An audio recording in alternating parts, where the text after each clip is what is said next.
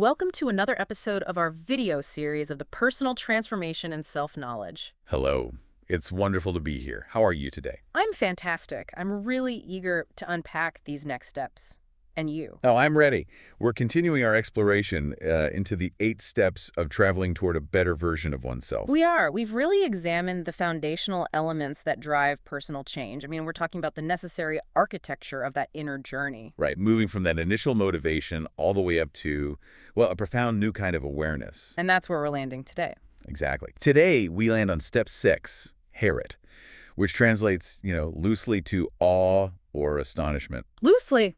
Very loosely, because this stage is a natural and, frankly, a necessary outcome of the preceding steps, and it completely changes how you interact with reality. So we really need to understand how Herit differs from simple surprise. We do, and why it's so essential for achieving deep, lasting knowledge. Okay, so let's just quickly review the journey so far. So it all starts with niyat, the intention, the decision to act. That gives you the push. Then comes the grind, Garrett. The effort.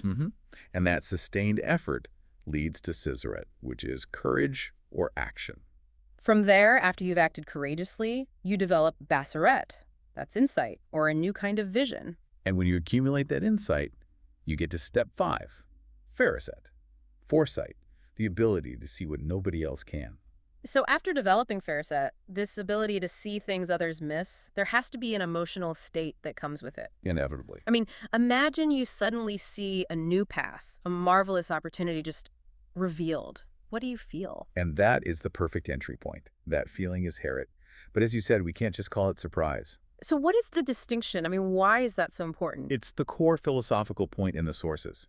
In everyday language, people use Herit and Shushkalik's surprise interchangeably. But they're not the same. Not at all. They represent 2 completely different levels of cognitive activity.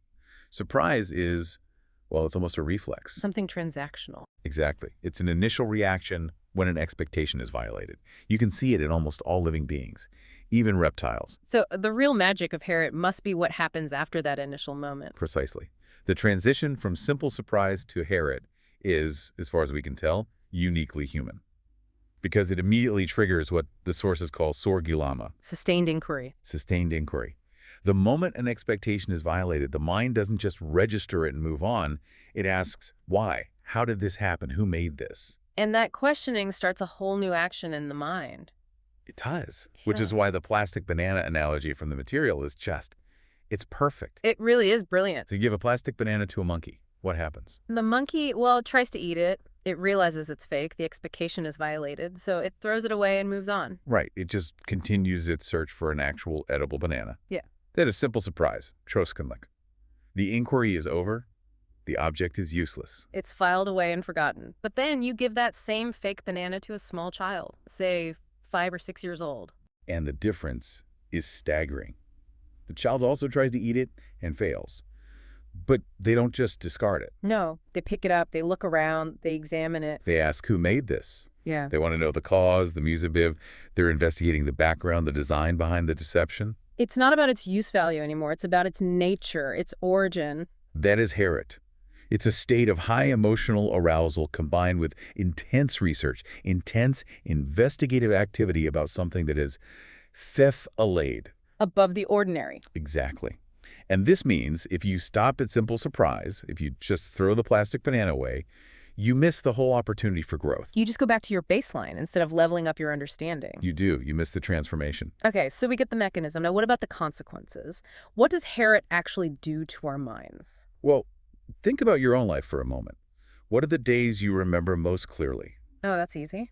Days of great suffering and days of great joy. Right. High arousal states tend to cement memory. But the sources are very specific here.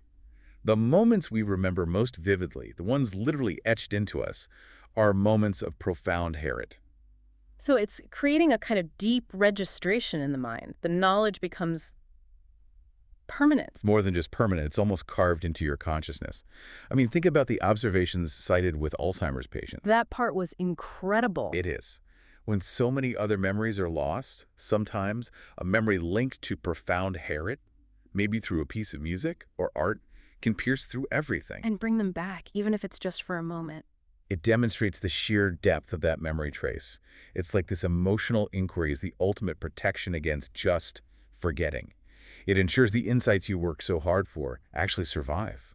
And what's really fascinating is that Herod isn't passive, it's self-perpetuating. It's a beautiful mechanism. If you experience this awe in one area, you automatically generate more motivation extra Garrett to explore it even further. You want to deepen that sense of awe. So it's the engine that renews the whole cycle. Exactly. It's the loopback. Yeah. Herod drives you back to action. It inspires you to strive again, to be courageous again, to develop new insights. The system would just stall out without it. The insights from Fariset would just fade away. And you'd stop striving. Herod is what keeps that upward spiral of transformation turning. This puts an incredible amount of importance on this state. I mean, the sources make an almost alarming claim about it. They do. They say if a day passes without you experiencing Herod, there is a real risk that that day will never truly be remembered. And if it's not remembered, It's as if it was never lived. wow, that's a serious indictment of a life lived on autopilot. It means to live an unforgettable life, you have to actively seek out astonishment every single day. Which sounds exhausting, right? Yeah. Most people want comfort and predictability. We can't all be standing at the edge of the Grand Canyon every morning, so how do we make this accessible? How do we cultivate it? And that's the beauty of the method they propose. You don't need a shocking event. You just need focused, intentional attention. On ordinary things. The most ordinary things. The sources give a very practical instruction. Find the most commonplace object you can imagine. Say, a glass of water. Maybe the one sitting next to you right now. Perfect. And just look at it. The glass, the water, the way the light bends through it. For how long? Just 2 minutes. But look at it as if you have never in your entire life seen this object before. No other thoughts, just pure suspended focus. 2 minutes of pure attention. That's it. That focused attention is enough to force your insight, your Bazaret, and your foresight, your Fariset, to activate. And they, in turn, will generate Herod. You can basically manufacture your own awe. You can. And this practice of deep attention has a name. It's called tefekkur, contemplation. Right, and there's that famous adage they cite. A very provocative one. 1 hour of tefekkur is better than 1,000 years of worship. Which sounds extreme, but it's really just highlighting the incredible power locked inside this kind of concentrated, awe-generating thought. And it's a call to action. Don't just believe it. Apply it. Test the claim for yourself. The knowledge isn't really yours until you've experienced it. If we can generate astonishment from the most common items, we should be really concerned about any day that passes where we fail to do that. So we've tracked this whole journey. From Nayet, the intention, through all the cycles of effort and courage, into the heightened perception of Fariset. And culminating in Herod. We've seen that this state of profound, investigative awe is the engine. It's what renews the whole cycle and makes the knowledge permanent. It's a powerful idea. If you haven't taken the time to experience astonishment today, you might be missing out on having truly lived today. Take those 2 minutes. Contemplate the most ordinary thing you can see. And while Herod feels like a destination, you're saying it's not the final step. It's a massive inflection point, but no, it's not the end. We've covered 6 stages, but the full journey of transformation has more to unlock. So what comes next? What follows this self-amplifying state of awe? Exactly. What additional capacities follow Herod to complete the 8-step cycle? That's the next fascinating territory we have to explore.